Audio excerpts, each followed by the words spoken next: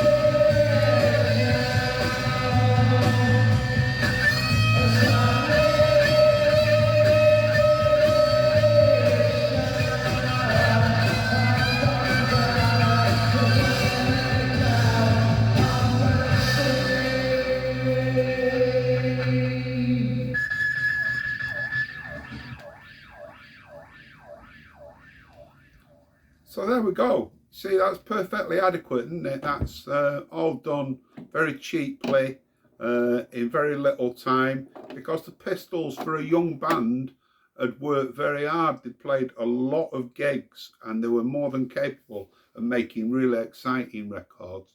And to my mind, as I've said, Spunk is far superior to Nevermind the Bollocks.